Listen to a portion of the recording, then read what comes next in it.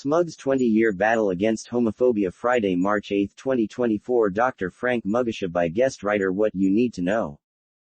At 20, even in human life by most accounts and legal regimes one is then considered an adult, has many friends, perhaps made some choices shaping up for the future to come. This year 2024, Sexual Minorities Uganda, commonly known as Smug, makes 20 years.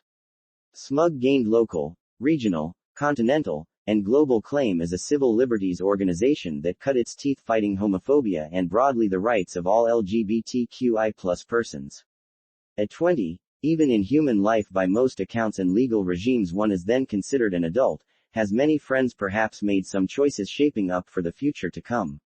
It's crucial to say that some things usually have been achieved at age 20, and it's only fair in the spirit of accountability, especially to our community, allies, partners, and all those that have stood with us in this struggle.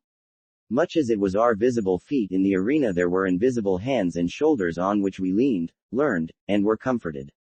Battling homophobia in a predominantly theist nation is no mean feat.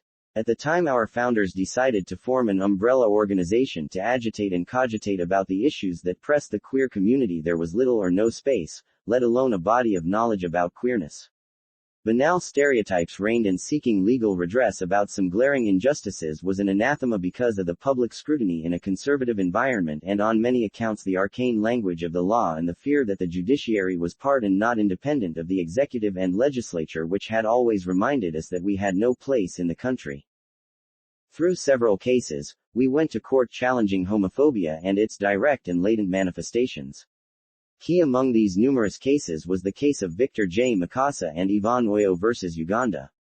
Mukasa's case is important because it was the first one involving sexual minorities to be tried under the heralded 1995 Constitution, but also because of what is said and omitted to say, according to Professor Oloka Onyango in his book, When Courts Do Politics. Mukasa, who had been attacked by a community ostensibly on suspicion of being LGBTQ and was maimed for the same.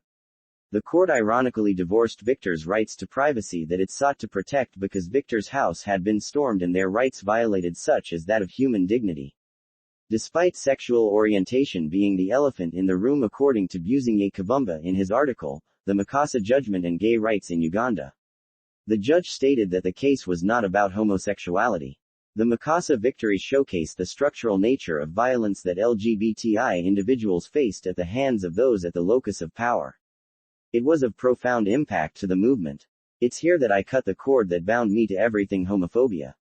It was during this case that I first met many of my colleagues in the movement who have since become the family. As a small community we worked together, we filled the courts at every hearing of this case and donned rainbow t-shirts that we creatively painted ourselves. As a community we were deeply moral invested in this case that on the day we received the judgment the walking into the courtroom looked at me and said, "Frank, I am getting you a Christmas gift." We struggled to find legal representation as many lawyers were hesitant to work with us on such controversial issue. As a pioneer organization starting from scratch, there was a lot of heavy lifting to do in terms of sensitization and changing mindset. The terrain, we soon discovered, was not about to accept our constitutionally granted rights on silver platter. But as we tried anchoring the community legally, i.e., that their rights and freedoms are respected, we came to understand that it was not only the law that mattered but the society and colonial political economy in which it was made, legislated, harnessed and implemented. This informs our battlefront, shifting from police stations and cells to now fighting for media space. On August 25, 2004, a group of self-confessed gays was hosted on radio, a local radio station, to debunk narratives and democratize the space which had only been occupied by homophobes, religious bigots, and other members of the African culture chorus. In a sad twist of events, the FM station faced Broadcasting Council's Ethical Committee, which in a statement signed by the then council chairman Mr. Godfrey Mutabazi, had defied the Electronic Media Act by broadcasting contrary to public morality. When surprisingly, New Vision published an editorial on October 5, questioning when the Mutabazi-led council was what they termed as New Thought Police. The State Minister for Information Nsaba Butero defended the position of the council, stating in an op-ed article on 12 October 2004 that the radio had been promoting homosexuality. Butero later also wrote another opinion in New Vision, this time asking why it, too, promoted homosexuality.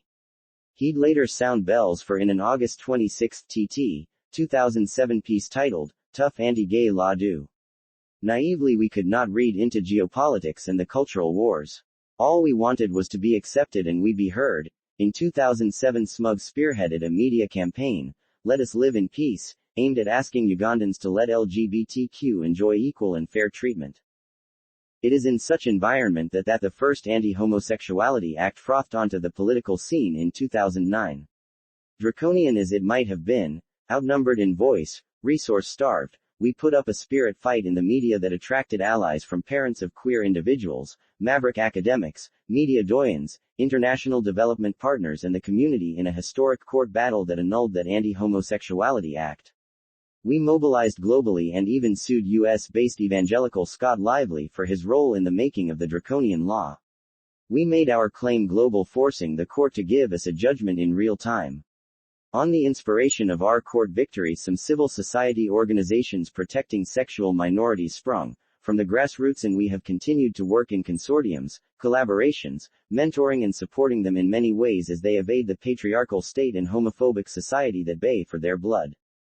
Across the 20 years leading the battle, many times at the front as team leader and other different capacities, at times grew numb to the pain of watching atrocities, but in some days I felt I had lost myself, like the murder of my friend the indefatigable David Cato, whose memorial lecture we have done recently amidst several hostilities under the aegis of the new Anti-Homosexuality Act that we have challenged I court and now merely await judgment. The journey has not been at all rosy, but the work has been fulfilling. As history gazes, Smug will be counted as having stood for nothing but justice. Our friends, allies and family who have stood with us, thank you for joining the furnace.